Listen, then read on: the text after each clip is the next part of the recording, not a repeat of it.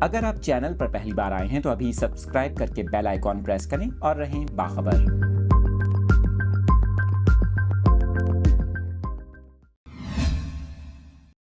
کراچی سے اس خبر کی تفصیلات آپ کے ساتھ شیئر کر رہے ہیں۔ آپ کو بتا رہے ہیں کہ کراچی کا علاقہ ہے کورنگی، جہاں پر ایک تیز رفتار بس نالے میں جا گری۔ بتایا جا رہا ہے کہ حادثہ بس کے بریک فیل ہونے کے باعث پیش آیا۔ آپ کو بتائیں اس حوالے سے ریسکیو ذرائع کا یہ کہنا ہے کہ بس میں کمپنی ملازمین فیکٹری جا رہے تھے، تمام ورکرز محفوظ رہے، کسی کے بھی زخمی ہونے کی اطلاع نہیں۔